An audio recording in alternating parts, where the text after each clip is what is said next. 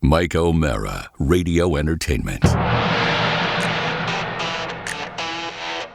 You can listen to The Mike O'Mara Show at MikeO'MaraShow.com. Let's get started. The best of O'Mara. Happy Monday of the holiday week, and down here in FLA, it's a week where my son has the week off, which is interesting. Ooh. The whole week. Now, remember when we went to school, we get Thursday and Friday, right? Right. And now Loudoun County does Wednesday, Thursday, Friday, but he gets the whole week? I would be more satisfied if he didn't get the week now and we got the week later to come back from the summer. Yeah, That's I what agree. I would prefer. Build it on. I would build it on. prefer that.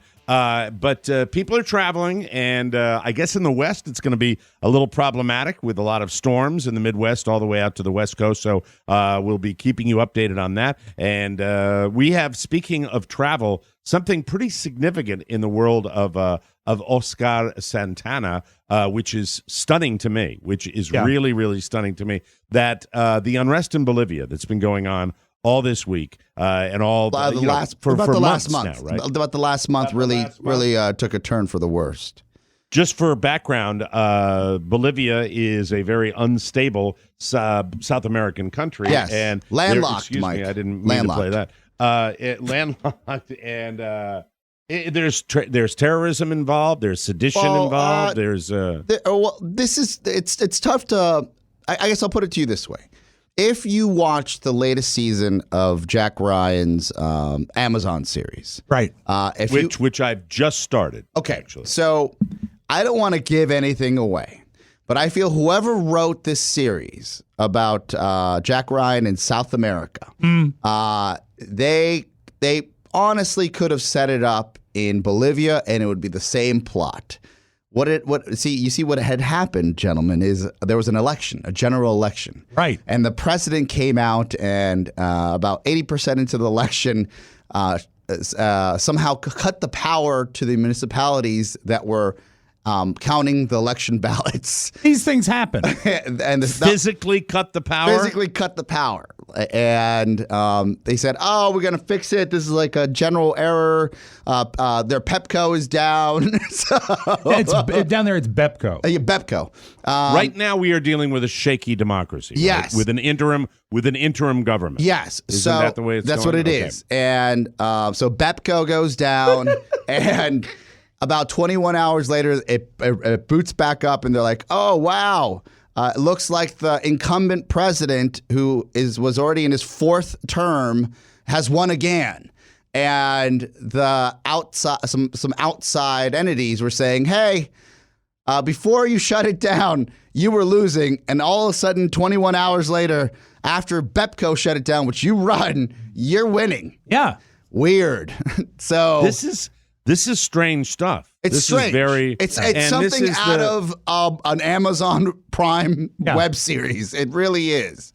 And my dad had called me and said, hey, this is about a month ago now. I said, your mom's down here. We're down here. We're not involved in the situation. But I got to tell you, this in all my years of dictatorships, of military curfews, this is the strangest thing we've ever seen. And he's never actually run the country, though, right? No. My dad was a mayor. My dad at one point was a mayor in a. He's never had office. In a small town outside of the capital. Was that before or after he ran the coffee plantation? No coffee plantation. You racist. You see, I just got this checkered past. So, I can't put it together. For me, I honestly. And this is cynical of me. I was like, it's politics in Latin America. Right. There's always unrest. There's always something going on. This is par for the course. And as the weeks went by, and my parents don't make a big deal about it, but my brother and sister have been worried. And I was getting family texts and like, hey, mom and dad will probably come home. Because they're down there early. while all this is going on. And you're talking about massive protests in the streets. Yes, there's massive protests. The youth, the university students, much like you see in Hong Kong, started protesting and saying, you can't just shut down a democracy this way. They're not going to stand for it. And slowly but surely, you saw the vice president resign. You saw the leader of the Senate resign. And then someone finally stepped up to the plate, which was the leader of their house, and she said, "I will take on the presidency per the Constitution." And President Morales finally resigned, right? Yeah, Morales resigned and seeked asylum in Mexico. He goes to Mexico, the country. Sought asylum. I'm sorry. Thank you, Mike. I'm just one man. That's I understand. Yes, thank you. And it's stressful for you. It is stressful. He goes to Mexico, the country, as opposed to Mexico, the theme park. Yes, yes. Lots of rides. So he's that unpopular. So he resigns, trying to create a shadow government from Mexico. So right now, oh wow! So he resigns, but he's not done. Really. He's still wielding power from Mexico. God. Well, as powerful as he was in Bolivia, I'm sure in Mexico in a shadow government, he's even more powerful. Again, is he wielding power times. over the lady that's the interim president? He's A lady president. He's stoking what would be a civil war inside the country. Janine Áñez. Yeah, thank you. And so as this is building, my dad and mom are trying to get out of the country. Right. Good. And as they're trying to get out of the country. Why was he there in the first place? My father? Yeah. I don't know. Some say he was visiting some other family. I imagine it's only his family. I'm hoping it's just his relatives, all right? All right. From now on, the better answer is medical emergency. No. And my mom went down there for, Mike, her 50th high school anniversary. Reunion. Wow. Reunion, yes. Wow, she went down for a reunion. Yes. Quite a reunion, right? She doesn't like to go down there. She hasn't right? been back in 5 years. Wow. She went down for a reunion. So But they had to know that stuff was going on before they went down there. as soon as she got there, like I think a week later, the election went down. So Did everybody all come this to has the? happened this is very prior. quickly. A lot of people at the reunion. I Was think the guy there that was elected think- most likely to run a shadow government the superlative? Wow. This is terrifying. It is terrifying. And this is how crazy it is. They took no less than 9 trips to the airport because every time they would go, either the blockade would not let them get to the airport because people were protesting, Right. or there was no fuel in the planes that like were flying supposed to take Spirit. Off. Terrifying. And this isn't like, hey, let's drive out of Bolivia. Well, you can't. It's more like, oh, are we going to get out?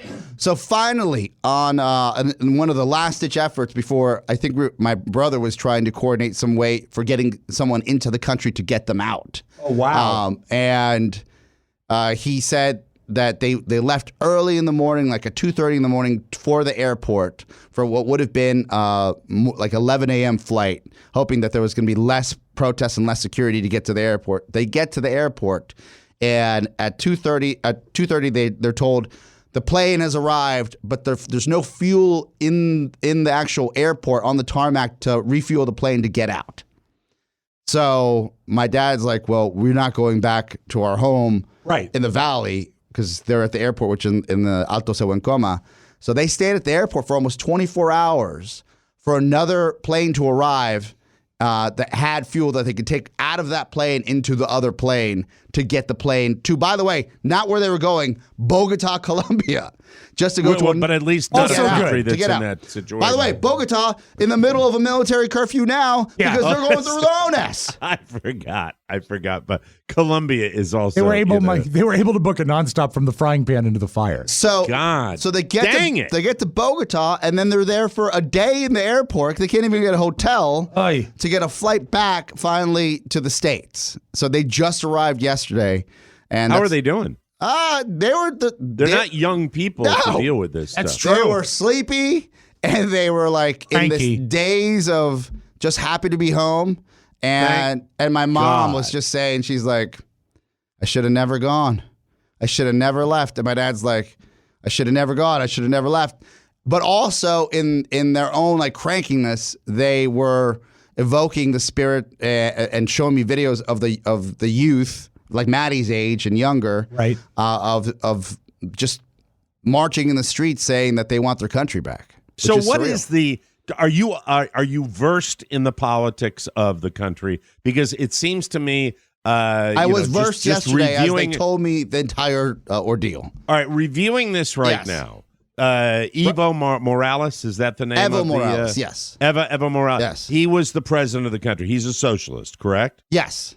He's a socialist. Yes. And the country, he was kind of forced out of power by. Yes. So the Constitution, I guess, edited the Constitution or updated it in a way where he could stay for 2 more terms. So he was there for 4 terms. We call them amendments here. Down there, they call them edits. Edits. Wow. And then, but then the people said, we're going to go vote. And when they voted, which they thought was going to be a clear democratic process, right? When you shut down, that's when he shut down the polls. Yes, because he wanted to stay in power. He wants to stay in power. And then because of all the meddling with this election, sound familiar? Yes. He was kicked out. There was a backlash, and he was kicked out. How does the country feel? How do your parents feel? What do your parents want to see happen? The country is happy that the leader of the House actually stepped up to the plate and said, "No, I'm taking the presidency. I'm not going to leave this empty shell of a government, so it could be governed from the outside." And that's Janine Áñez, who has taken over. Who in 5 weeks says there will be a general election. So she's not going to keep the presidency. Okay. She's going to have another general election, and she has really turned the country into a space where the police and the military are now behind her instead of Evo, who's in Mexico. And will she be a candidate when the my father says that she probably won't be, because if she wants which to kind of maintain, would be powerful in and of which itself. she said that would go against this entire. It would for her to run would not make sense if you're going to have a general election. What surprised me is when they announced the general election, Michael Bloomberg is running for president of Bolivia, and we wish him well.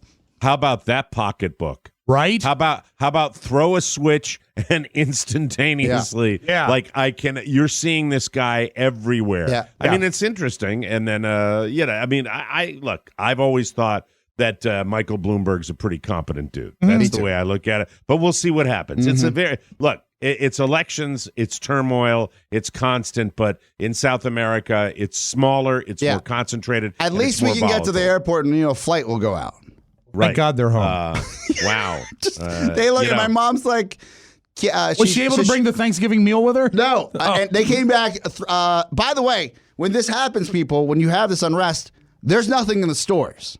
Like they said they couldn't buy anything. There wasn't bread, there wasn't milk, nothing was coming into the city. And regardless of the political unrest, it was time to go because like people are suffering there. Yeah. And a lot of people are angry that Evo has been unceremoniously kicked out of the country. Both sides, Mike. On both sides, people are angry. Yes. A lady in this march they're talking to says the opposition has cheated us, screamed one woman in the march. I will always love you, Evo, wherever you are. One of the biggest challenges facing Bolivia's politicians in the coming weeks will be trying to encourage the MAS party. What is the MAS party? Is that if that's the indigenous, the socialist indigenous party? People? Indigenous, okay. Yes. To accept Evo is no longer in power. So one of the biggest challenges will be to get that party to accept that he's no longer in power. They have to understand that he's gone, says opposition politician Lourdes Malares. They have to find who to replace Evo Morales. And by the way, I'm reading this so I can educate myself on it. Right. I appreciate I'm fascinated that too, by Mike. this. They have to find a way, find who to replace Evo Morales with, and recognize that what they have to do now is contribute to peace in the country and consolidation of democracy. As President Áñez, that's the interim president, came out on the balcony of the Palacio Quernado, clutching a large Bible in her hand, her team shouted, "Yes, we could." But she has 90 days to hold elections, and many doubt that she can. We'll find out. So that's what they left. Yep. Thank God. Right. Thank God they are back here. It's going to be a true Thanksgiving in the Zaballos household. It's just amazing to me that I had we don't know. No, because we don't pay attention. That's why I said, regardless of what's going on, you got to keep an eye out. But this is the best country in the world to live in. Yeah, it is right now. Anyway, Belgium is nice too. The Netherlands. It's just This will bring you happiness, Mike. yes. And from a different time in politics, that all the best, the podcast that we all worked on here at Podcast Village, George and Yes. Barbara Is- Bush Foundation podcast. is now a top shows under the government category, and it's right there, front and center, to remind everybody how great this country can be and how great this country can't be, because next to it, it says impeachment. These are all impeachment podcasts all around it. So yeah, we it's- need that gentler world. Yes. Kinder, gentler, and George H.W. Bush was a Republican, and every bit a Republican. Don't get me wrong here, but at the same time, a man who conducted himself in such a way that we on the other side, the opposition party, we never processed it that way. It was like all presidents are made fun of, and we have fun with that. And Dana Carvey doing that impression of George H.W. Bush, and then George Bush coming on the show. It was a different time when presidents are, that's the president. That's the president. We're not in times like we are now. And listen, it's not just Donald Trump that causes this division. This division, and by the way, if you think I'm going to jump on my team's hassle right now, I'm not going to do it. That was the wrong word for it. I'm not going to diss the Democrats. The Donald Trump, it's the minions that are sowing this division. It's the people that are just trying to be like him to gain favor with him right now. And I think that Democrats, Republicans, everybody, we want what they want probably in Bolivia, which is peace and maybe a little prosperity so you can get a leg up. It's all people want. And for, since recorded history, people have been trying to get it. And it's tough because power corrupts and absolute power corrupts absolutely. And I believe that with every fiber of my being. We human beings can be tough. I mean, it was tough. We run a tiny little podcast. Yes. We have a little bit of a democracy here where everybody kind of contributes and we do our own thing and we respect our families and we try to respect each other when we're off air. And the thing about it is it's a tough world out there. And when I hear stories like that, yes, this is a good country, but we make no mistake that this is a great country, that we don't have to work to protect it. No. And preserve it. I am not in any way certain of the future, and that's a really scary thing when you just don't know what the future holds, what could really, really happen. And I think there's complacency because nothing's really hit the fan. And if you think hitting the fan is, what do you mean nothing's hit the fan? What about the impeachment? I'm talking about lines for food hit the fan. Yeah. Drafting people because we get into a war hits the fan. Right now, we are being lulled into a sense of, I'm tired of it. But we are just we want to look at the casino flashing lights, Rob. That's what I know. I know we all don't line up politically the same way with him, but I invite you Very conservative. to re-listen Very liberal. to Mike's interview with Bill O'Reilly. And the last question you asked him was one of the most scary things we've ever broadcast on this podcast, when he says that the outcome of the next election could result in violence. And it's, you know what? History bears him out. Yeah, It's scary future stuff. It's a weird time, and I'm reading a book now that I keep talking about called The Invisible Bridge, which is about Hungarian Jews in World War II, and it's just men can do terrible things. Men and women can do terrible things to their fellow human beings, and it can happen in the blink of an eye. And Bolivia is an example of that. These small, I think it's because they're smaller, and it's scary. I'm just happy for your mom and dad. And yes. They're home. we got at the end of the day. We've got our families and hold them tight. So that's a heavy beginning to the show, and I'm really, really happy that they are here and safe, and everybody, the whole fam coming. Is the whole fam coming down? Yeah, the only big loss for my mom was that they couldn't bring that satchel, the extra suitcase full of snacks and goodies. Let me tell you this: there will be in Sad, news right? you may not need. In news you may not need today. There is a special story for Mrs. Zaballos and a programming note tomorrow on the show. We will be speaking with Oscar's mom. Yes, and try to get out of her as best we can what how she's feeling. I'm really not. I don't want a Can political thing. No, but yeah. she'll. I want to hear about the reunion. I want to. So I probably share this now.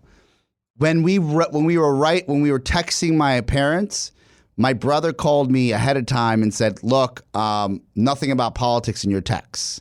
Nothing about anything because in case they got pulled over, Intercepted, yeah. and their my phones." God. It was more like, "Come home when you're okay." Yeah. Like that's how crazy this is. Like if they got pulled over and they were asked to see their phones and there were texts about politics, that we just couldn't talk about real it. quick. I got one of the guys, one of these old guys. Yeah.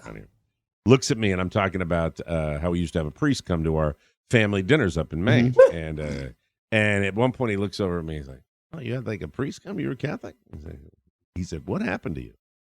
Like seriously, like because of my politics. Yeah, the bigotry is so all encompassing that It's it crazy. It that he's just got like a creeps in. graph in his pocket that he can figure you out based on your religion. Oh, 1,000%. I said, Jesus. I said, I looked at him, didn't miss a beat. Yeah. I said, I was a Catholic before they started putting bumper stickers on cars. Thank you very much. There you go. We can start the show with that one. There you go.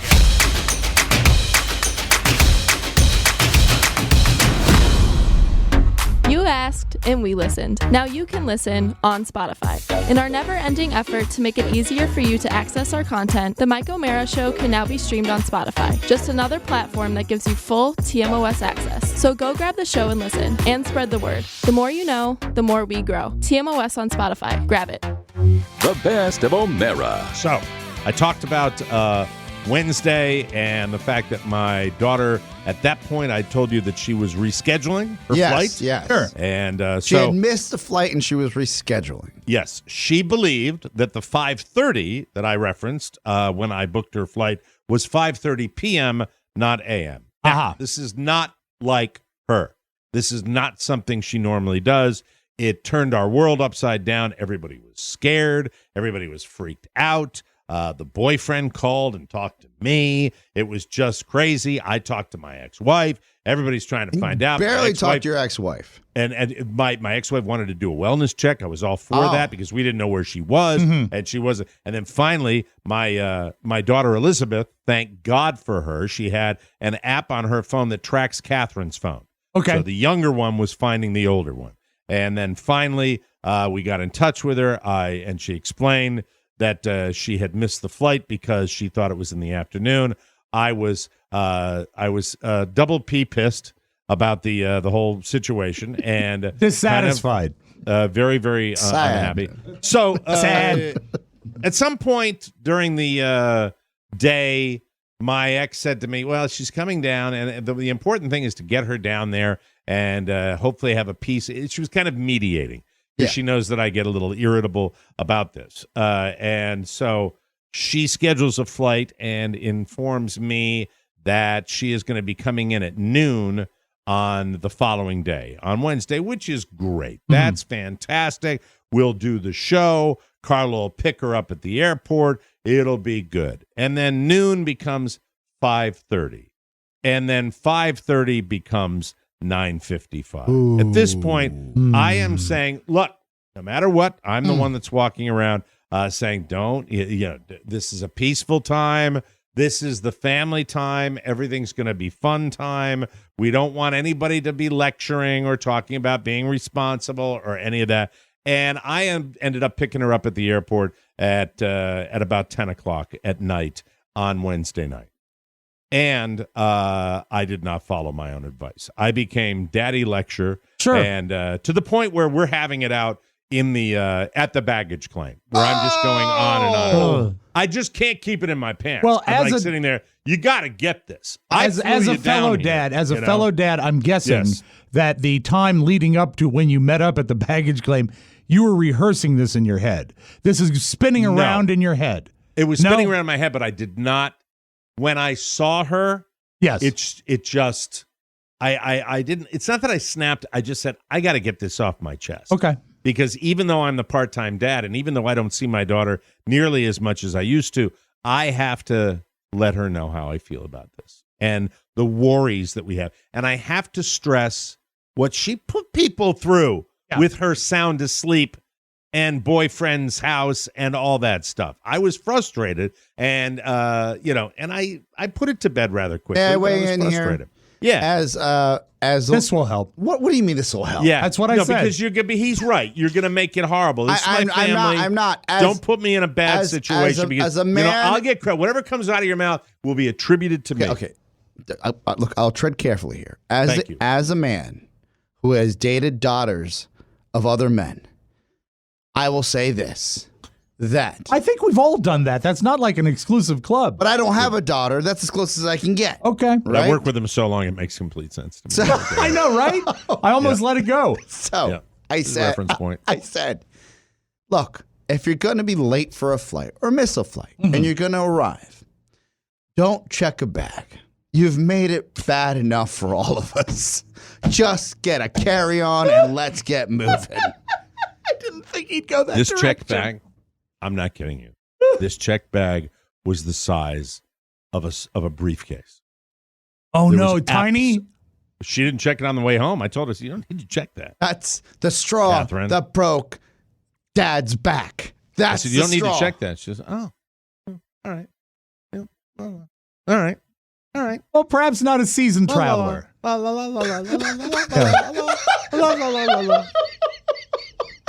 No, I get it. I've probably created this due Right. to me, and you know me, Rob, especially with travel. Oh, yeah. I sweat it all. You do. I sweat connections. I sweat weather. I sweat checking bags or not checking bags. I sweat it all. All of it.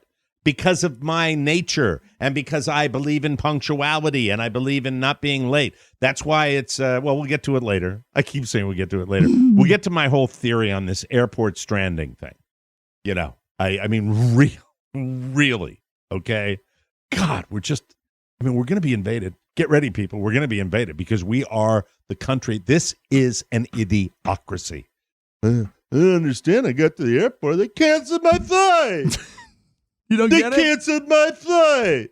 Oh, are you surprised, Cletus, that they canceled your flight, to Buffalo when you were, there's a storm, a big one, and the little planes can't fly, with your nose, Instagramming your penis to some of your girlfriends. I'm surprised you got surprised about that.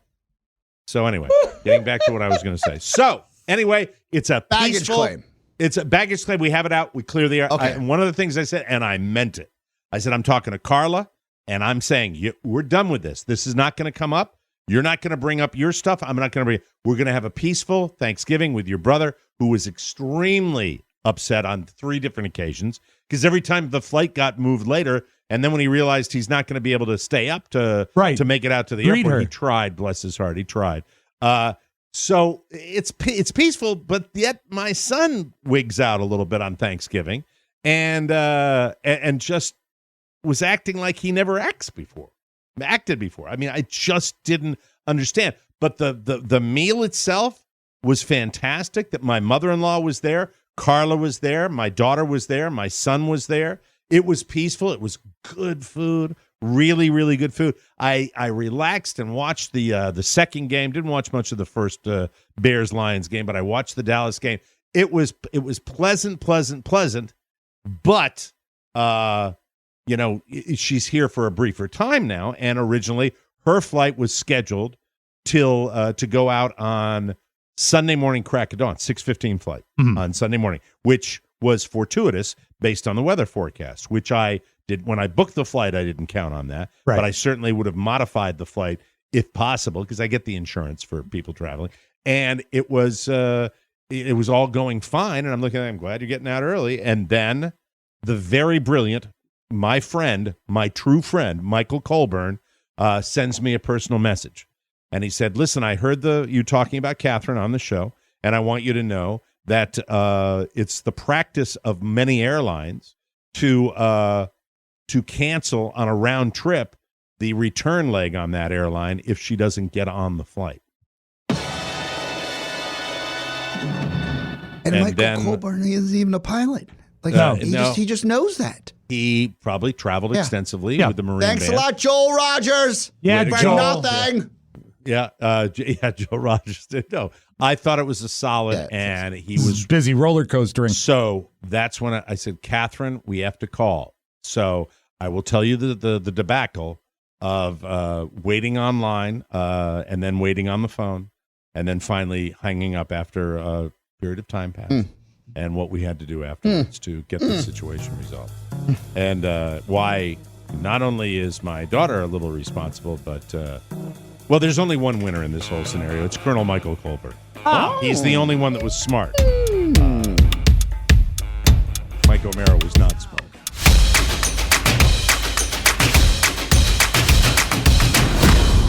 Hey kids, where do you want to go for dinner? Amato! Now Jim Amato is going to sell a veggie burger. Amato burgers. I love beef, but I'll take this. You'll not believe the incredible Mike O'Mara burger. This Amato veggie burger is fantastic.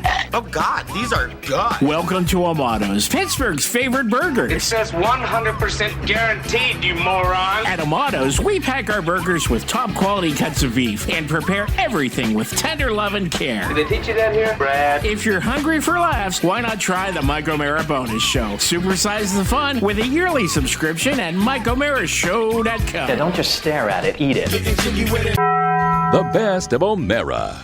Welcome back to the Mike O'Mara Show. So, I get the email from Colonel Colbert. She flew down.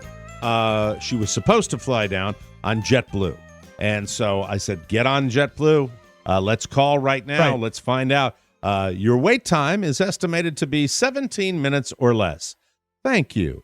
An hour and 30 minutes later.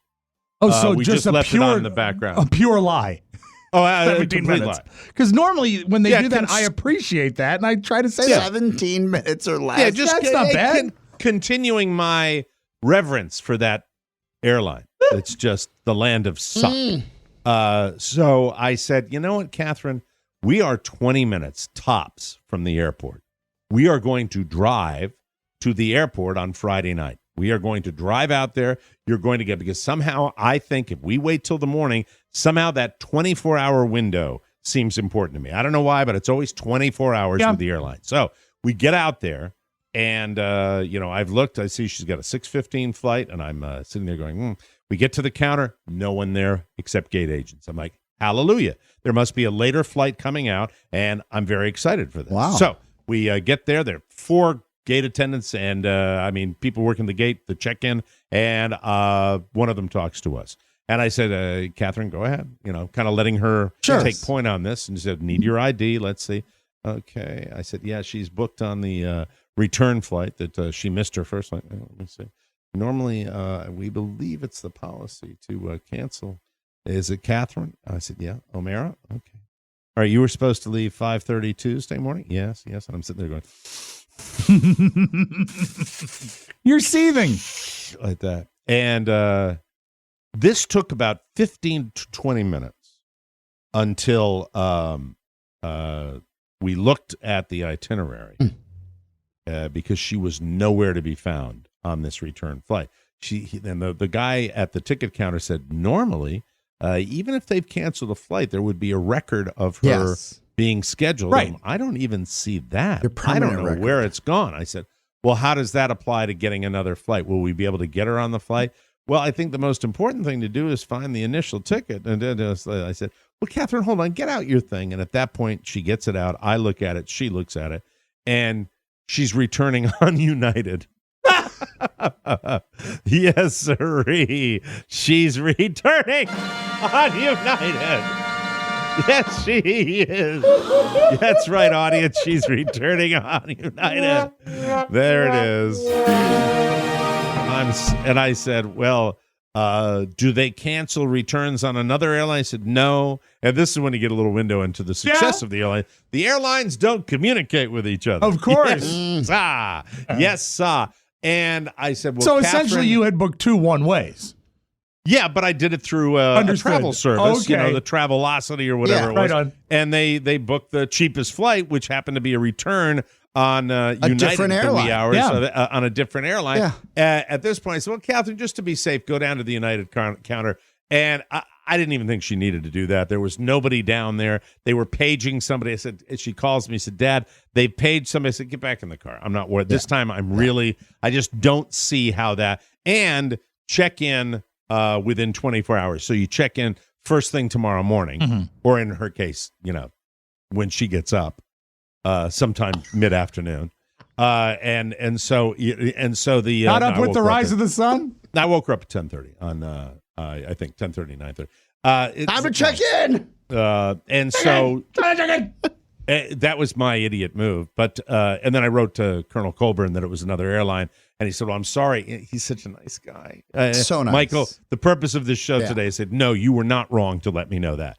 If indeed she had been booked on the same airline, it would have been a cluster F. The idiots were Daddy and Daddy Day, Daughter Day, who can't read, who don't read. And, by the way, I'm looking at this thing. I'm getting, it's a tale of two personas. It's me going, we better check and get out to the airport, and not looking at the thing. And Catherine going, all right. Yeah. It's all right. So, Dad, what are you getting so upset about? When you give your daughter a Spicoli-esque type of persona, she's not blessed. She's just in her mid-20s. She's still learning the ways of the world. She doesn't stress, and it's great, and I'm happy for her. Anyway, so when you replied to Colonel Colburn that they were two different airlines, he didn't send back a message that just read, blah. No, he was a lifesaver. I wish I had more friends like him. So thoughtful. He's the best. Really, one of the greatest friends What I've ever about had. Joel Rogers? Doesn't he work for United? No, he works for Delta. Delta man. He's a Delta guy. Delta man. Delta guy. And the rest of the weekend was peaceful. We did a lot of work around the house. That sounds like the whole weekend, though, you went through. No, it just was. A lot of people like to hang out at an airport. It's fun. The other kid, my youngest, was out of his mind. Like really having some problems. Like the problems I haven't experienced. We looked it up, normal 6-year-old stuff, but it was not fun. Like what? A lot of. I said, what are you upset about? You. I'm like, what? You said you'd take everybody out to pay for food. You didn't. I said, we did for half an hour. Where did it go? It was one of those weekends. It was just holidays affect people in different ways. Oh Lord, I'm just. Let me just say that it was the day was fine. Yes. The weekend was fine. Yes. It was okay. It was just about okay. No, it was almost okay. It wasn't quite okay for me. It upset me. I was upset between the flight situation and then my son wigging out for what we don't know if it's jealousy because of the attention I was paying to his sister or what it was. But maybe he was showing off. He was wound up. He got a good night's sleep. He was. By the way, he comes into our trailer and sleeps at the foot of the bed with our space challenged situation here. Right. He sleeps at the foot of our bed. Why are you moving, Mike? Well, kind of don't want him to get cockroaches biting his toes. You know what I mean? So that's. But it's nice that he's at his age already crate trained. It's great. He doesn't mind the crate either. He'll rattle it a couple of minutes, kick it in the middle of the night. He sees other kids in the same situation on the news. It's thanks to our president. It was fine. It was, and by the food, Carla cooked the same turkey that Elizabeth cooked last year. Which you got a fresh one, right? Yeah. What Carla did is she took the turkey that Elizabeth cooked, which was just infused with this great flavor, and put the Carla and her mother touch on it, which is let me see, how shall I put this? Just adds a tiny little bit more doneness. I see. It's like Christmas Vacation where they had to like dip the turkey in the water.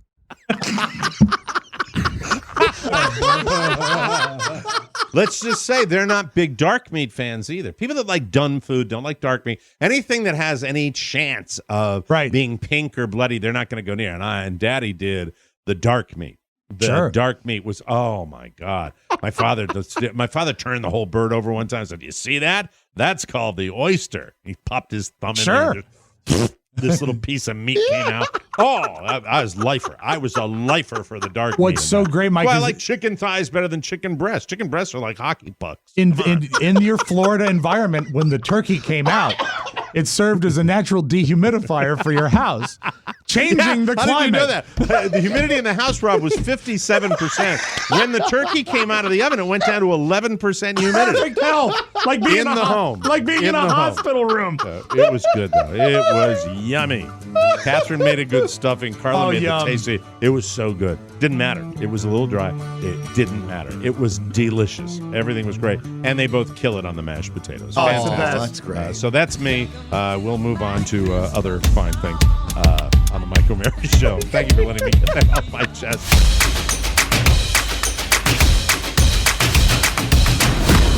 Whose castle is this? Presenting the Twitch Amato Promo Palace.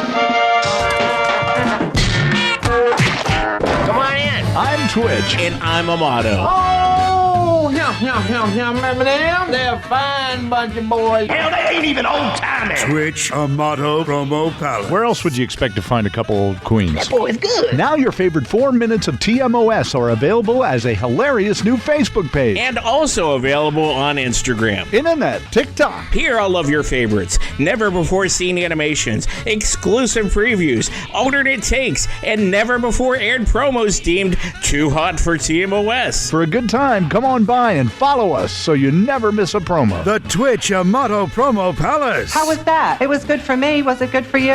The best of O'Mara. Well, this opening segment, we're going to talk about sleep because I believe that I'm being really boned by my sleep people down now. I sleep with the old CPAP machine. Now, that's a machine that you put a mask over your face and it blows air into your mouth so that you don't snore and you don't opens up your airway. You don't have sleep apnea where you go like that and you wait. So it's steady. The problem they have is I go to the sleep place where they manage me, and I said, the last time I was there, I want to use a new company because the company down here sucked. They said, we'll do that. Then they said, we need your sleep study. I said, I got you my sleep study. That was from years ago back in Virginia. They've lost it because I think they have a notation on the file that says when something is extremely difficult for the patient to get hold of and very delicate, we're going to lose it for you and make your life difficult. Well, no, Mike, it's not that. It's that if you have the sleep study, then there's no way to upsell you to another sleep study. Yeah, so they say, I can't find it. If that's the case, then I'm pissed off. So sleep study erosion. All I know is Big they sleep. make a little adjustment in my in my mask so that in the middle of the night, like at 4 o'clock in the morning sometimes, I'm getting this. I'm getting that is the level of wind being and it's like almost blowing the mask off. Yeah, and they so did that it shifts through the night. I mean, it's automatic. It'll increase adjusting when you go into deeper and deeper sleep. Yeah. So I got that, but I got into a fight with the lady at the office because of this sleep study, and now no one has called me, and they have firmly landed in the land of suck. And I'm getting ready to travel, and I'm very, very frustrated. And last night, I think I turned the light out at approximately 10 p.m. Okay. And blissfully went right off to sleep. Woke up this morning at about 5:30 when Carla's thing goes, yeah. And I'm sitting here 10 minutes before the show. All right, hold on a second. Oh, no. All right. Maybe the phone call? Maybe it's Big Sleep. Hello? Big Z's. So it could be the sleep lady. Yes, how are you? We've just found your study, Mr. O'Mara. I'd like to apologize. It was digital, so we knew it was somewhere. Didn't know we spelled it O-M, not O''M, and that was a problem. Yeah, the apostrophe. Well, that character doesn't really work with our system. Okay, very good. No, and, we're running just Linux, let me know when that happens. And of course, it's case sensitive. This is the CPAP stuff. We're having trouble, and it's open. Right? Hey guys, I'm sorry, I'm doing a radio show right now. They're actually calling me from the. We were joking that it could be them. So I got Hooray! So send love to the lady. Turn down our send to him, if you don't mind, so we can continue talking while I think he should hear everything. You got the everything. sleep study and all that? Now, they've got he's it. doing what parents do. Shh. Oh, that rocks. Thank you for calling me. That answers Look my how question. happy. Thank you That's very nice, much. right? I'll wait to hear from you. Yeah. Okay. Bye-bye. That's Big Sleep. How weird is that? That's very weird. Yeah. They're all I got listening. a call Mike. from a local number, and I'm sitting there looking at that, and it actually so they got the sleep study. Yeah. They found it. Yeah. And then they called me from the new company. It's Like we were this, there. like a television So the doctor's show. office Yes. did what they Weird. said they were going to do after I thought she was going to be like nasty and never have anything to do with Was that me. the actual lady, or was It it was a lady different? from the new company. This whole thing started. because they were so rude Right. at the other oxygen company. Yeah. And I walked in one day, and the last straw was they were being really mean to this old guy. I who remember was this. Super I remember deluxe this. Yeah. old. Yeah. Go back to And I sleep, old called, man. and I drove away, and No? I said, "This doesn't want. I got to call a manager." Right. So I called, and I just said, "This sucks." And then the next time I saw my little CPAP person, I said, "Can I get another company?" Because they were so nasty, I don't want to deal with them again. Yeah. Well, that was the new company. It's gonna, and Love they it. said they got everything. They got everything they needed. You're good to go. That's like a win. What is That's an so great. That's a win, apostrophe? like right at the beginning was of the it show. an I'm sorry. apostrophe? How did they find your record? Yeah, what was the mix-up? Here's what it was: the study was in the possession of the old company, which is what I told the people at that. Now, why they didn't have a copy of it is beyond me, but they didn't have a copy of it at Yeah, the doctor's ransomware. office. But the important thing, Nothing's it's not ransomware. Oh. He doesn't care at all. But that's okay. I'm fine Mike, that he doesn't my care. mom suffers from sleep apnea, and I've heard these stories in Spanish, so I understand the pain of not being able to sleep. Can you It speak just some was Spanish about sleep something apnea? I love when Mijo. it's so cute. Mi máscara no me deja dormir. Puedes ir a la casa a ayudar y ajustar. But it's so wonderful. But what she now, says. but she did say one thing. She said one thing just now. She said, "We're just waiting on the approval from your insurance company." Oh, Well, that'll be fine. DGH, Mike. Don't get happy. Mm-hmm. But I am happy about that. That to me, now I was going to talk about being tired because Right. I went to sleep at 10 o'clock. Tired. And now that has given me, energy is surging through my body. Exactly. Like Zeal. you've had 30 cookies and a pint of ice cream. Well, Oscar came in talking about sleep. He because did, yes. He has some new thing that I might be very, very interested in because you said it's shift sleep. Is that what you're talking about? This is not new. It's out there. Okay. I've heard of people being able to take long naps, and then that equals your total of 8 to 10 hours of You split it up. sleep. Yeah. And traditionally, these are band members. These are third shifters. Okay. These are doctors. These are individuals that have cycled into this world of I need to sleep this way because it's the only way that my life will function. Right. Okay. Morning show hosts sometimes have this. Right. Because they'll be able to come home and take a 4-hour nap, and then they'll get another 4 hours the night before, so that equals 8 technically. So how does that work? Or producers. When you were, before I get into what I currently have going on, which I think is working, and we'll see how long that works, but for now it's a win. How long, when you were, I guess, on WAVA, and even at the Edge probably doesn't count because there was just a lot of schedule shifting. Yeah. But for a WAVA, did you ever find yourself in a space where you would sleep as soon as you would get home from the morning show, and then you would sleep again, maybe 5 hours at night, and then get up and go? Or did you get the max of 8? And you heard this in the business a lot as far as morning show hosts when you get up at 3:30, 4 o'clock in the morning. You there are people that can nap and people that can't. I was not a napper. I couldn't nap. I had to, in order for me to really do well, I had to get at least 5-6 hours of sleep the night before. Has that changed? Do you ever nap now? No, I've never been a animated napper. movies. I was That's sitting there. true. That's Yes. why this whole Minions. thing today. Minions. I got up at 5:30. I got the show prep done. Carla leaves to go work out. I'm sitting in a chair, and all of a sudden, I'm just going, Yep. like that, where I'm conking out. That'll be it that's my nap. My nap was 10 minutes, so that was it. And then I'll just get kind of a second wind. And once I get rolling with my day, I'm really not sleepy at all. So that. But I was wondering that. It still bugs me that I'm sitting there right after I get up and nodding out and up. But I think that's because I'm getting up so early. With sleeping for the morning show, I never did naps. Naps were really, really hard for me. And I knew people back when Mr. Richards, who ran the town gas station, and Paul was a contemporary, ended up being going to a monastery, and we kept in touch. I'd love to hear from him again. Richards He's one of my Gas and dear Go? friends. Well, Mike, you won't ever hear from him since Gene the- Richards and Francis Richards, the Richards brothers, who own the mobile station down in South What Glastonbury. about Dick's And- Gas and Go? Dick's Gas and Go? Yeah. What is he even 'cause Richard- talking about? Isn't I'm Dick shorter just- for Richard? Well, yeah, but Richards. He's in that. He's energized today. He got sleep. I got sleep. He got sleep, so he's doing. I regret to inform I'm you. trying to have a I but it's not really working me, right I'll now. stop I talking. regret to inform you, you're not going to hear from that guy since he took the vow of silence.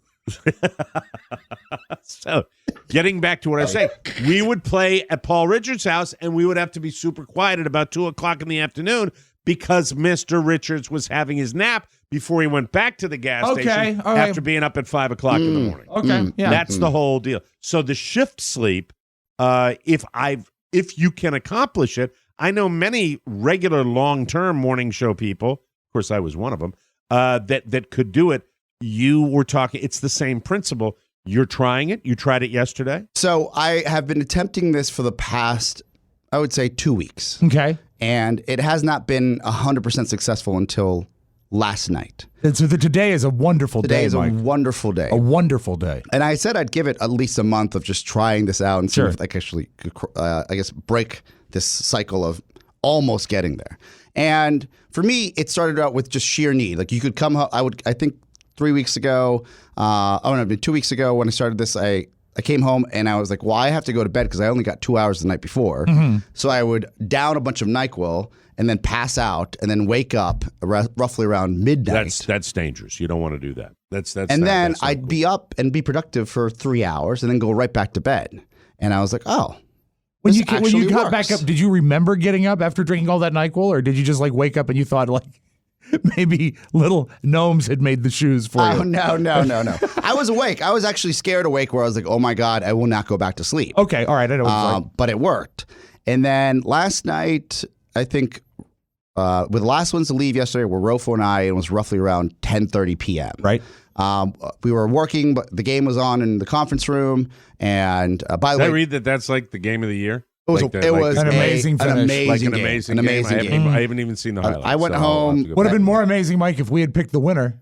But you almost had the winner. Yeah, well, you were a kick away from winning. Very close. Okay. It was very close. Right. And so I get home, I watch the end of the game, and I was like, man, like I wonder if I went to bed right now. Right now. And then woke up at I went to bed. Like 11? Woke up roughly at, I would say, roughly.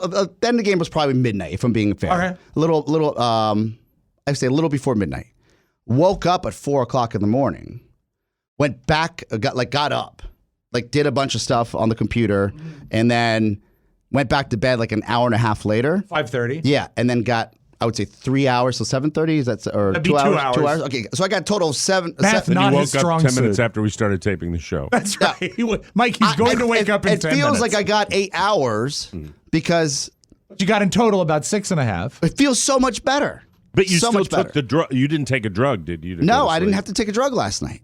I took what is it, melatonin? Yeah. Is that the over the counter? Yes, stuff? Yeah, absolutely. everyone. I mean, that's It's also naturally occurring in your body. melatonin. Yeah, it's probably I take healthier. melatonin. I took it once last week, and I took melatonin and woke up the next day and said, "Pour water out." But, so what I You have a dart in your neck. what I think I've mastered is stop. I guess I've been leaving the anxiety of waking up, because I would wake up sometimes that early and just stay up and move on with the day.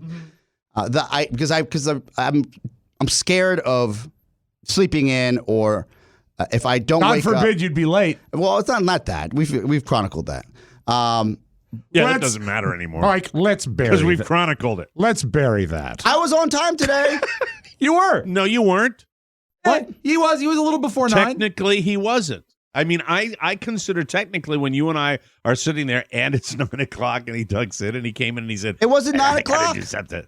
Yeah, it was. It was Wasn't it was just before 9, but then he had to go take a smash. I took a leak. I literally took a leak. I know. Rob went right after me. I don't want to say what I'm going to say, but I'll say it because it's the truth. I don't really pay attention to it anymore. Well, that's good. I really don't. I do, Mike. I do. He's trained. I do. So how do you? So you break this sleep up? Do you? So I think I just talked myself through it. It's as long as if I wake up at 4 for some reason, just like get up. Right. I usually toil for 2 hours and then I'm like, oh, well, F it. I just got to stay up, move on. But now that's a variation on the idiocy that everyone had in college. Well, if we're up now, we might as well just stay up. That's the worst. That's the worst. You're what doomed you for do 2 is days. If you happen to wake up like after 4 hours, 4.5 hours, you get up. I've done it, and I think it doesn't work for me because I feel like I'm dragging my ass. If I get up now and force myself to go right back to sleep, that usually is the best way to do So it. I agree with you because I think, I'm sorry, Oscar, for interrupting, but I feel that if you get up and get the system going and get yourself alert, hyper alert, ready in like work mode and thinking You have and to stuff, wind down you again. got to wind down again. And But you say you feel good today after your shift I feel sleep. great because what I do is I just get up instead of sitting there looking up at the ceiling, hoping my life would end, and then I take care of like 3 different things that need to be done. And I have the ABC nightly, that Nightline, whatever news they have. Have you ever seen that? Yeah, like after the 3 overnight a.m.? news. Yes. The hip news. How do you It's think called their News All sleep Night. patterns are? Oh, great. They're really loosey-goosey. I'll tell you those overnight shifts. Like, that's where they put, like, the C Squad on the I production don't side. care if I was on national television. National television is not worth it for that because you never see those people like slide into the 8 p.m. hour or anything like that. They're always relegated to that. And I think with your shift, is this the first time it's really happened where you really worked? You did well. You'll know at 2:00. Yes, True. When that 2:00 in the But you think just for- let me know tomorrow Yeah. if you respond to it. Do you think for it to really work, does it require a little bit of structure though? Do you have to set an alarm to get up I at the think halfway what through? I have finally mastered is that the 2-hour anxiety lay where you're like, oh, Remember her, Mike? I don't want to. I don't want to anxiety get lay. up. The 2-hour anxiety. Jumped around. Sorry. Where I'm sitting there and I'm looking at Shannon and I'm, if I'm talking from the heart, Please. I'm upset that she can just peacefully sleep at any moment in time. So can Carla. It's like must be nice. Let's just say that our significant others Must blissfully be nice. Oh, and then I they mean, all worship it was- at the throne of mine. It was just like and because she can sleep at, Oh, my at the God. drop of a hat. Yeah. And then I look What's at- about our significant then- others that all can sleep? What's it about us that we hate I think that? it's like an we, escape, that makes isn't us it? upset. Isn't it their I love escape? being up. I feel should like I'm going to be miss happy something. I should agree. be happy for her. Like I should be happy. that I'm she's never in a happy blissful for her. sleep. No. I am never happy. It's like last night. I come in Survivor Marathon. I'm reading my 700-page book, reading, and I go out. By the way, reading a book or reading a magazine, Yes. reading. The act of reading is the way I do Important. it. Now. I turn the screen off. The screen has You to be have off. to turn the screen Yeah. off. I put Right. all my screens except, and I'm working it on the television to that night mode. This is Even the computer. this is something we didn't even discuss before this show. There is new Sleep Number copy today that talks about just that. Exactly that. And Well, you will we hear love about that it later. relationship. Yeah, it's awesome. And, but they and, say it. Tell it's the people light. at Sleep Number, I'm ready. Okay. I'm ready for the 360 smart bed. So, Thank you. Thank so you very let much. me add this. Yes. That I sat there and I said, well, I know that if I get up and I do something productive, then I will get tired again and get right back to bed. What did I you think do that that's was it. productive? What did you do? I shot a bunch of emails out for Pony for the show. Okay. I took care of some outstanding stuff for work that could have been done after the show today Okay. to get ahead of it. That's great Yeah. when you do that. So Well, it's a I busy knocked that week, out. and people should understand. And I say this to my significant Yes. other, that this is, we're always want to put on a great show for people, so Yeah. we're always a little anxiety laden. Sure. And Picked up the suits from the dry cleaner yesterday, Mike. We are Yeah. good to go. Yes. I'm having a button moved today in the right direction, by the way. Oh, Which is, look at that. Yeah, go figure. You're swiping. What's it? No, I'm still turbo fat. Oh, I'm still okay. manatee fat. You'll see that when you see me on stage. How does a button When I come move? out I've and never go, heard of that before. Well, no, What's that? you change the location of the button on your jacket if it's Well, I a think slight that's what I'm adjustment. going to do. I'm taking Okay. it there today, and hopefully they can get it done for me because as major Carla said, it's alteration. just I'm not like you that wears the suit, because you're a young guy, wears the suit where Thank it you. cinches in and it's tight. It's tight. I Mike. like to wear a boxy suit. Yeah. I like to have room in my like jacket. SpongeBob SquarePants. Right. Not But exactly. sometimes He's it's too boxy. much. When it's hanging down, there's a fat jacket and then there's fat jacket. Okay. And I don't want to. And right now, I don't want it to be. I'm fat enough where I don't want to have extra material hanging down. You look Where- good. where a you lot look of good. times- a You lot look of- good on camera. We can't tell. Thank you. A lot well, of you times. can't. You don't see me from my down, which Show title. Yeah, That's the it's name of really- the show. Yes. Yeah, it's down. Said but it it's- twice. That's good. But as far as sleep, it's just I've been dragging. The other day, I did this show. Was out with my my mates yesterday, sitting in a golf cart, and this is a true story. This happened, and it's not that my eyes weren't closed, but one of the guys that I'm playing with comes up and he knocks on the side of the cart and he goes, "Hey, wake up!" Because apparently I was out there like this. Zoning? Yeah, sure. like that. You're eyes just closed enjoying or your just like thinking about No how great eyes your life open, is? just kind of spacey. Yeah. Just Spacey McSpacey. Now, doing that. has the weather broken at all down there? Yeah, it has. So maybe And does that have a little to do with it when it's a little I don't cooler? know. But it's certainly different. And then when I got home, Your house isn't I got a sweating? report that on Michael's day off, he had been such a good boy Michael? that I was commanded to take him out to the Walmart to get him a little opener, a little toy thing. Oh, a little that's $7 good. dinosaur, which I took him out and got a raptor. But I mean, when I was home at the end of the day, I was just like Napoleon Dynamite and all that. But the shift sleep is this is the way I understand it. Yes. What Carla does is when she has to go winky tink in the middle of the night, she forces herself to go back to sleep. You stay up. If you don't have to wind down, as long as you're not winding down, but you'll know by the end of the day. Okay. Just follow it through the end of the day and give me a health report on how you feel. And I know for a fact that if he gets to be my age and he's still doing it, if he gets up and takes a leak, that counts as something productive. Right. The only other time I felt that I've actually unconsciously mastered this was when we would be doing overnights for Big O and Dukes. Right. Or we were working a promotion the next day early morning. So it would just be a night promotion, then a morning promotion. Is when I would sleep during the day to, let's say, roughly 11, 12, and then come into work and then get another 4 hours of sleep and then back into work. That's the only other time where I felt like I was like, all right, wow. well, if we're taking a history lesson Yes. here, let me give you a full disclosure. Okay. All right. For those of you that may have listened to the Don and Mike show from 1989 through 1996, I was asleep on every one of those episodes.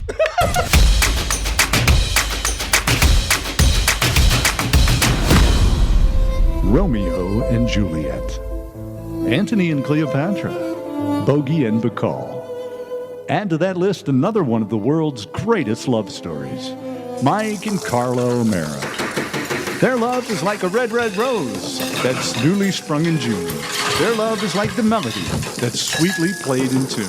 And nowhere is that love story more on display than the Mike O'Mara Bonus Show. Yes, fall in love with love again and again with a Mike O'Mara Bonus Show subscription. Lovingly tap the banner at MikeO'MaraShow.com and order the TMOS Bonus Show today. You'll love it, just like Carla loves Mike. The best of O'Mara. Go on now with Nostalgia Corner, right? Without the knowledge that, because no one's communicating with me, what's going on. What's wrong? Oh, you mean about the flight? Yeah, I'd just like to know okay. what's what on the deal show. is. Thought we were killing. But go I ahead. thought we were doing Go okay. ahead. We're Rob, killing. ladies and gentlemen, I give you Rob Spiewak. Take Mike, it away, Rob. all it takes is a little confidence. Yes. In 1969, Robert Redford and Paul Newman paired up and starred in Butch Cassidy and the Sundance Oh, Kid. yeah, It was- Bolivia. It was a huge hit. Yeah. Big hit. Thanks to their amazing chemistry, Hollywood began immediately to search for a vehicle to reunite them on screen. They had such a good, Good chemistry. good chemistry, nice pairing. The Unlikely Source is a book that came out in 1940. It was called The Big Con. This was a hit novel in 1940, right before World War II. Not James Caan. No, C-O-N. Okay. And this introduced America to the idea of people that were crooked and would cheat people. And it introduced the words like payoff, shill, Snake oil cells. the rag, the convincer, and also it introduced us to a word called the sting. Now, the sting, according to the parlance of the underworld con world, is the moment that you part a mark from his money. And the movie, The Sting. It's also used in most recent times as an operation by law enforcement. Exactly. But to this trap was somebody. It was the moment that you could get the money away from the guy. An STD. No. That's stung. I Stung. think. Past tense. The Sting came out in 1973. The tagline on the movie was "All it takes is a little confidence," and it was a big hit. Somehow, it just hasn't seemed to have the attention anymore. So I want to call attention to it. It's one of my favorite movies of all time. I've never seen it. Probably in my top 10, maybe top 5 of all time. Starting with the cast. I mean, you have Paul Newman, Robert Redford, Robert Shaw before he made Jaws, Charles Durning, Ray Walston, Eileen Brennan, Harold Gould, Dana Elcar, and James Earl Jones's dad, Robert Earl Jones, is in the movie. Wow. And the plot is, to set everything in motion, a small-town grifter in Joliet, Illinois, outside of Chicago, hits a guy up for some money, doesn't realize the money belongs to a big mob boss in Chicago, and spends the rest of the movie trying to seek revenge because the mob boss kills his partner. and it's a great. There's a million plot twists, and there's so much fun getting lost in the plot. Are you rooting for the grifters or you the definitely? mob? Well, the small town grifter is Robert Redford, so you absolutely root for him. But it is the plot is almost inconsequential because there's so much going on, you almost can't follow it. It is so much fun. It's set in September 1936. What they did that was so clever, and this is weird to put in perspective. When it came out in 1973, it was 37 years. It was evoking a time 37 years ago. That they were going back 37 years. Period piece. To a period piece, right? Okay. But now it's been 46 years since the movie come out. Yes. So it's even more evocative of the 1930s when you watch it. How did they communicate the fact that it was set in that time without going over the top? Was this bootlegging days? This was based in during that time, or was it more gangsters and Al Capone? I believe this is gambling? This is after the Prohibition. Okay, but Al Capone probably still in full effect. Okay, they did it with really a beautiful production design. They didn't go black and white, but they did use muted colors, kind of like if you would see on like Saturday Evening Post covers, and so it sort of implied the old stuff. They used old cinematic techniques. Like, have you ever seen in a movie when instead of a cut, it sort of looks like a page is turning? Oh, yeah. That's called a wipe. And that was never used by the time that this movie came out, but they started using that technique again to give the notion of a 1930s movie. Also, because movies were so low budget in the 30s, these detective films and stuff, they didn't use a lot of extras because it was just wasted money. So you'll note in The Sting, not a lot of extras. Whenever times like you see like James Cagney or Edward G. Robinson get shot in a gangster picture, they're always by themselves. That's not because they were trying to make any sort of comment. It's because they didn't want to pay for extras. They didn't have big budgets. So no extras. And also at the front of it, one of the neatest things before the movie even starts, the Universal logo, they use the Universal logo from the 1930s. That's cool. So, I mean, it's all I sort like of those implied. little nuances. I know that I usually dog on this segment, but I love the nuances when you see an old school open to an actual theater right away, you will feel like studio. It's like a 1930s I like the movie. one where the plane's supposed to land at 8:30, and you check from your wife who's picking your daughter up, and she's still in the cell phone waiting area. Of course, that's what I like. That's the part I really like. It's a stressful time. It's the holidays. And we're all miserable. Right. Speaking of cars, if I'm not mistaken, in Cannonball, yes, Cannonball Run is the 20th Century Fox. Is that the one where they have the car run up? Yeah, come out around the as logo. a kid, I'm like, that's different. That is different. Very creative. I love it. So how long have you? So The Sting is one of your all-time favorites. Yes. Mm-hmm. And, not the artist, the movie. And what else is cool is they had a hard time. Roxanne. That's L Sting. To give the look of 1930s Chicago, Chicago had changed so much, they used a great use of location shot, but there's a guy named Albert Whitlock. He's the king of what is known as the matte painting. And what he would do is they'd get a shot of Chicago and then paint out what shouldn't be there and add in what should be there. And you can't tell. It looks like 1930s Chicago. So cool. What you're hearing is the music from The Sting. Marvin Hamlish single-handedly caused a resurgence in ragtime music in the 70s. Even though this music is from like 1900, it was very evocative of the era. And the music I started with, The Entertainer, actually was a top 10 hit based on the music from the movie. Now, there's some great scenes in the movie. Just every time you turn, there's a star. The Sting is actually planned in a whorehouse above a merry-go-round, which is a really great set. And the madam of the whorehouse is Eileen Brennan. This is a scene with her and Charles Durning. Charles Durning, one of the great character actors of all time. Which way are the rooms? Who told you this guy was in here? Nobody. I just know what kind of woman he likes. I'm going to check all the joy houses till I find him. Well, maybe I could help you if you tell me his name. I doubt it. Which way are the rooms? Right through there. But I wouldn't go in there if I were you. What are you going to do? Call the cops? I don't have to. You'd be busting in on the chief of police just up the hall. So Robert Shaw is the big-time gangster that they're up against. There is the best card game sequence ever. Won't spoil it for you. But I will not tell you the ending because the ending is a mind blower. Wonderful. If you don't understand it the first time, don't worry. It's just a lot of fun to get there. But here's the setup to the ending. Robert Shaw plays Doyle Lonigan, and he's actually limping in the movie, which they wrote into the script, because he broke his ankle playing handball right before they shot. So they wrote into the character that he had a limp, and that was sort of his thing. Black Sod. $500,000 to win. Happy hostess. Lucky Dan. He's placing a horse race bet at Riverside. Hold on, sir. Oh, there's a jockey change. Get the manager. In the 4th and Belmont. What's your problem? I'm putting $500,000 on Lucky Don to win third race at Riverside. Can't lay that off in time. Bet like that could break us. Not only are you a cheat, you're a gutless cheat as well. What are the odds? 4-1. Take all of it. He was so loved by the producers of The Sting, that the guys that... Which guy? Robert Shaw was so loved Robert Shaw, right. that the producers of The Sting, who would go on to produce Jaws, brought him in to play Captain Quint based on the strength and there's of a this role. story behind that one, too, where he wasn't originally the guy for that.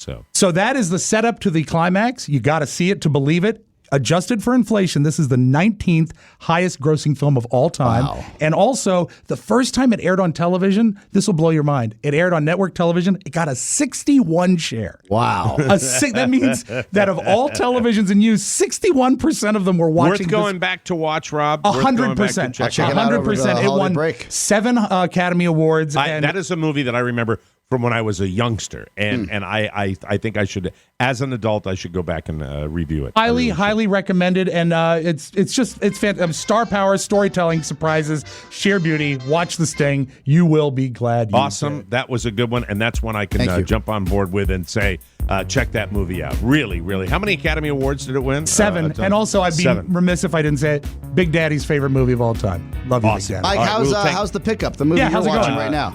The movie it's like when the plane landed at 8:25, probably not a great idea to just sit at the cell phone area, but that's okay. Yeah. We rely on young people rely on their technology more than anything else. Sometimes it doesn't work. You're a gutless cheat as well. Yeah. It's all about doing it the old-fashioned way. Get out of the car and walk. Sure. Why not?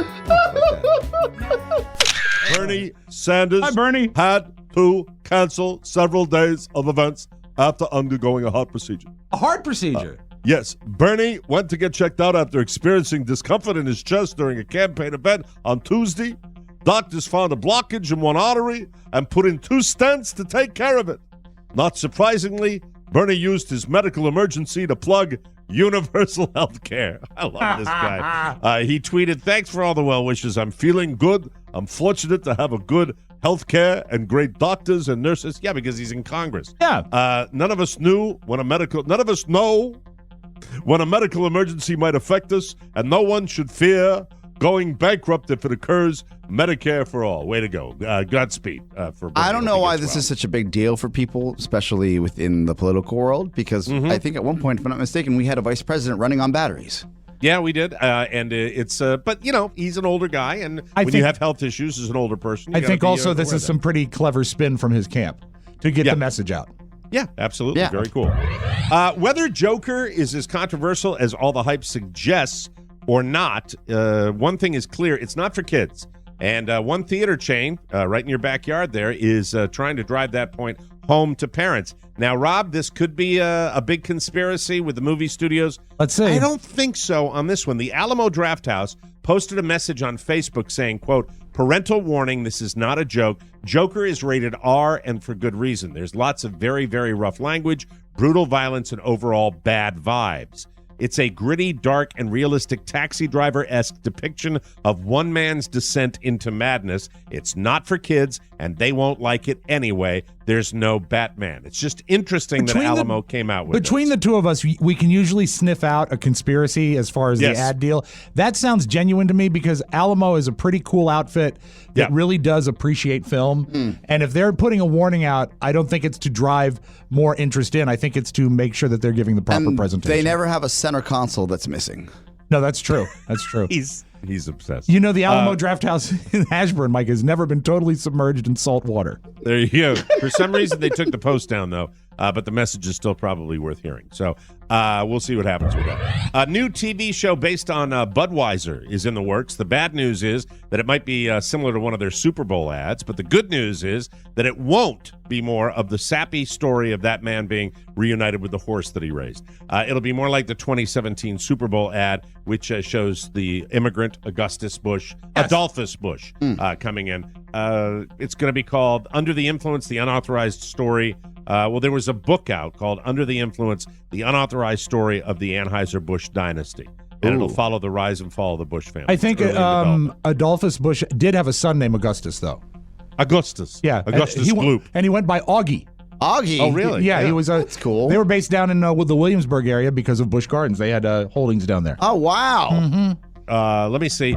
We'll see what happens with that. Micro cheating is basically when you do small things that flirt with infidelity, but you never get physical. And over 100,000 people recently took a survey on what counts as micro cheating. I got 8 of them here. Okay.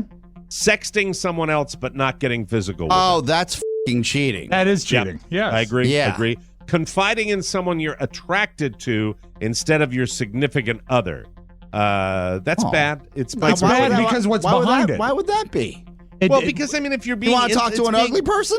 No. It's being intimate, and Especially if it's driven by a sort of a awkward sort of sense of What do you mean? this could go somewhere. What's a confiding? Right. I don't. Maybe I'm missing that. confiding, like telling secrets to someone you're attracted to instead of your significant other, sharing your most innermost. But if you're married to world. a blabbermouth, I am. I'm not going to tell her anything. You know what your problem is, Alice? You're a blabbermouth. Number 6, staying in touch with an ex. 14% said it's cheating. I don't think so. It really depends. There's difference. I am friends with some of my exes on Facebook. I don't wish them happy birthday. I don't do any of that nonsense. I just I'll like some pictures once in a while. Nothing crazy. But if we're private messaging, there's a problem. Proud to say I don't know.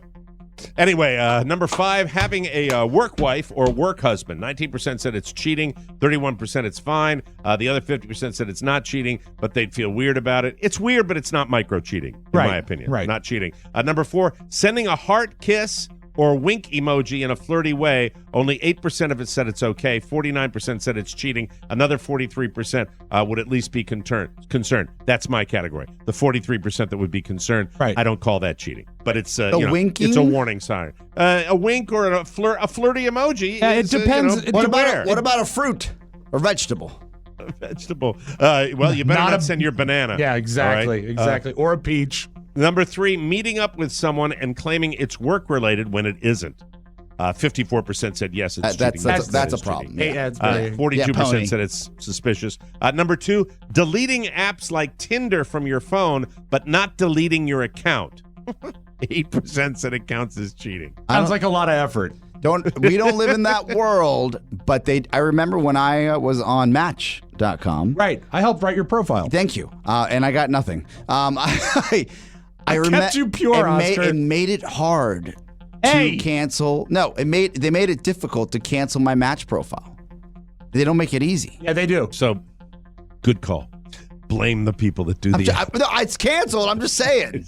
Okay. Is the account gone? It's gone. Thank you. And number 1, following an ex on social media. Only 3% said it's cheating. I don't fall into that category. No, I don't think it's cheating, I though. don't do that. It's not cheating. All right. Fair enough. If you're following them Good news before you for break me, up, Merle. before you break. Never mind. Okay. Did you get my banana text?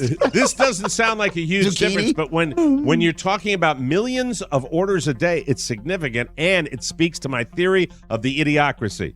An annual study found the average drive-through order takes 21 seconds longer now than it did last year. Shocker. Really? From the moment you start your order to the moment you get your food, it takes an average of 4 minutes and 15 seconds. That's up from 3 minutes and 54 seconds last year. Unacceptable! We should be getting better, not worse. Time of day makes a difference. The shortest wait is at breakfast, when the average order takes 3 minutes and 59 seconds. I think they got all the food ready to go at that. Yep. The longest wait is late afternoon, when it's 4 minutes and 35 seconds. Out of all the chains they looked at, Dunkin' Donuts had the shortest drive-through times at 3 minutes and 37 seconds. Yeah, that doesn't surprise me. Limited menu. Of course. Limited menu. Chick-fil-A had the longest, 5 minutes and 23 seconds. It's the reason they ruined my parking lot. It's a joke. Chick-fil-A is a goddamn joke. I swear to God. Those when did those you turn cars, on them? Because the cars go around the block. It's good. Is it a good fried chicken sandwich? It is. Yes. Is it the only fried chicken sandwich? People treat this chain like it's the second coming of Jesus Christ. It ain't worth waiting in line for 25 minutes in a drive-thru. And I know the wait is really long if you go on Sunday. Really? Yeah. No one seems to be here. Wendy's Excuse second me? fastest. Moose should have told you. Then Burger King, Taco Bell, KFC. McDonald's was the second slowest, 4 minutes and 44 Taco seconds. Bell moves. Taco Right. Bell is a great drive. Moves your bowels, too. By the way, that average kicks up to 6 minutes and 37 seconds if you go to the one on Main Street in Fairfax, Virginia. And let me see here. Now a little something. A 40-year-old mom in northern Louisiana recently grew suspicious that her husband was cheating. Things finally came to a head Monday night when she started pistol whipping him with 2 of their kids' Nerf guns. Oh. He says she accused him of cheating and then started arguing about it. Then without warning, she grabbed the plastic guns and started hitting him in the head. Then he ran out of the house and she chased him down the street. When police showed up, she was in the driveway still holding a Nerf gun in each hand. Nice. And she admitted she attacked him for cheating. He ended up with some minor scrapes and cuts on his face and arms. Now she's facing charges for domestic battery and child endangerment because their kids were at home when it happened.